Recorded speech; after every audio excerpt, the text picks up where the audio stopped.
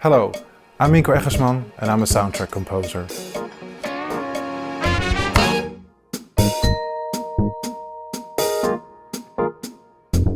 I actually don't have any tricks I can share with the audience, unfortunately, but I can share how I work. I start reading the script, and many times when I read the script, I already get ideas.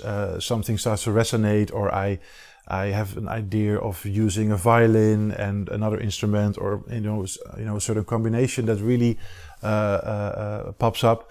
But it can also be that I read the script and I'm still a bit, okay, I'm not sure where this is going to go. But then when I see the actual footage, it starts to stir, and then for me the actual goal is to find a voice, a sound or a combination of sounds that actually connects to the film. And of course, my work is, you can actually hear it's my work and it's related. But I always try to find a sound combination for a specific film that becomes part of the DNA of the film. And but it's again trial and error, and there's not one way towards the goal, other than me trusting my instincts and trying many things. So sometimes I try 5 or 6 instruments and I end up with the second one I tried. Yeah.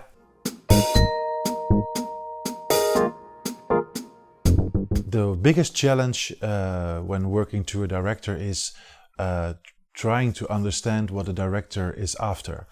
So when you work with a director many times, you get an idea of his DNA, of his way of storytelling, and that is something I take to heart and I try to incorporate in the choice I make. But then when you've created something, you share it with the director, and then the director shares his feedback, and always it works out at the end, but it sometimes can be challenging to find out the exact details in the language we both speak. So my language is music, and the director's music language isn't music. So I have a way of describing things in music, and the director has another way.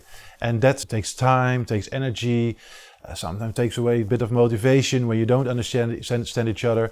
But it's part of the deal, and that's also part of my work. I see it as my job to try and distillate what the director actually wants. Of course, he can say a few things, but he will not direct me in the music concretely what I gonna play. So I need to find it out, and that sometimes is very hard, and other times with directors, sometimes it's very easy.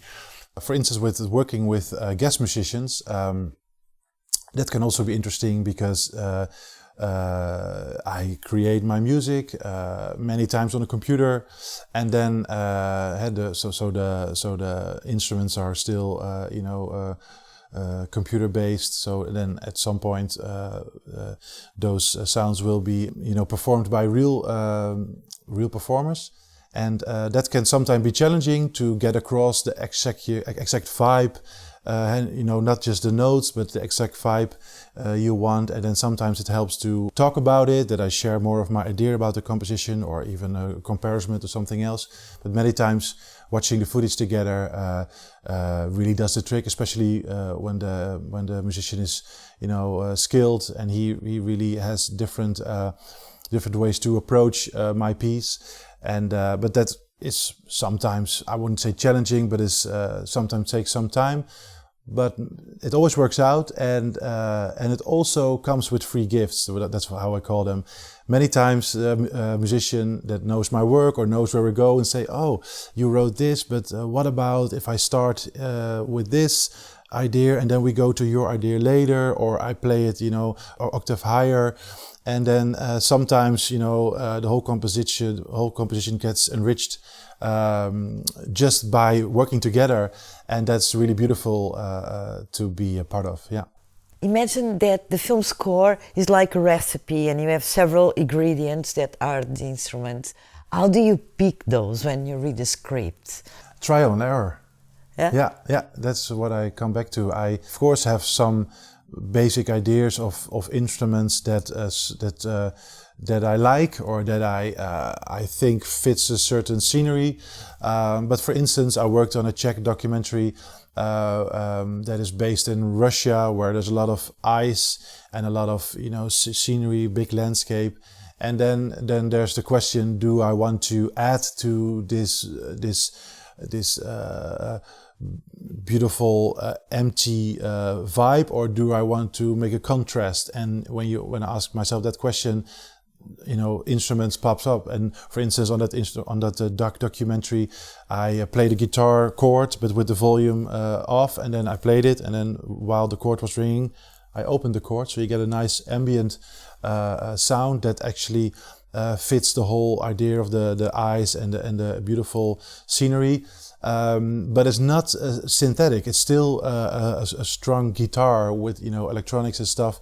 So it still has a bit of edge that you'll find in the Siberian landscape as well. So there I try to find ingredients within the sound that actually add to different elements of what I see. How do you make the composition of this film different from the other?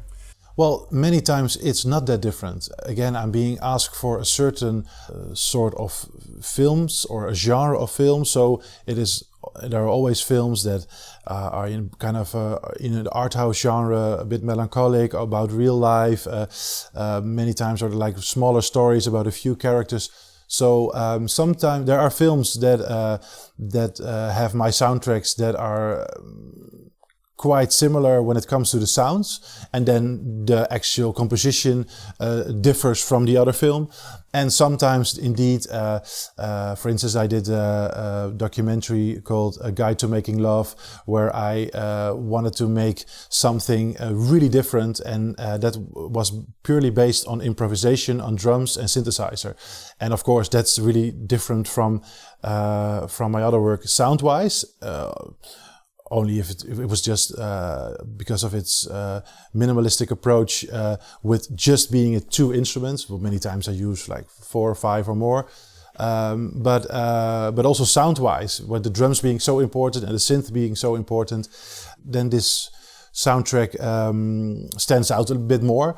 But still, I get from people that they immediately hear it's mine. So I don't know, somehow I can try to differ, but I cannot go further than what comes out of me. What has been the most rewarding experience in film score in your career? That's a very good question. The most rewarding. I think the most rewarding element of my work is when that happens when I'm at a premiere myself, that people come up to me and that they were touched by the complete film. So, of course, you have friends and family say, "Oh, I listened to your soundtrack because, they like me and they want to listen to it." But what I like best is if it's all, comes full circle as one experience, and the music should not stand out that much that you come out of the cinema and say, "Oh, it was only the music, oh, blah, blah." Then I think there's a balance problem. So, of course, it's nice if they notice and if they like it, or if they say, "Oh, I can hear your signature." But, and I feel it myself when a film works because all the elements are in balance. That is what we're after, and that's the most rewarding if people have that similar experience as it being a perfect combination and that the story is being served and comes across. Looking back, do you see any evolution even in your own genre throughout the years? What I learned is, for instance, in this film called Once Upon a Time in Calcutta, I composed the full soundtrack in the computer first. Fully in MIDI, so from the orchestra, from the bass, from the organ, which we later on recorded in the church. Cello was recorded at the Tivoli in Utrecht. Everything was recorded separately, but at first I created in the computer fully. Whereas in my early days, I would not do that, and I would only do picking up an instrument and playing that myself. And and my music has evolved, that I started using more and more instruments like the violin or a trumpet that I don't play myself. So I trained myself into composing for instruments that I can't play myself, which is very enriching because first of all I learn from it. I learn how this instrument sounds best. By working with musicians that play my work, I understand what does work and what doesn't, but also things that I did not know, sounds that can be made with certain instruments that I didn't know.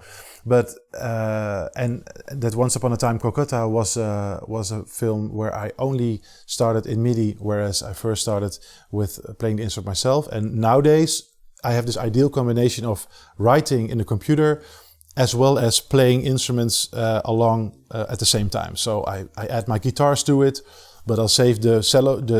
I save the cello bit for some part to be recorded later on, and I add to this whole lists of instruments. And then to come back to your metaphor, so some of the ingredients I home grow and I pick myself and I add to the soup, and there are some that I get from far away because in the north of Norway there's a guy who has a shed with a beautiful piano and organ that I hire because he understands my work a lot, and I add to that. So in all these ingredients together, I stir and I mix and whatever, and then they end up being what I want to share. I hope you enjoyed this episode. Don't forget, there's more to watch.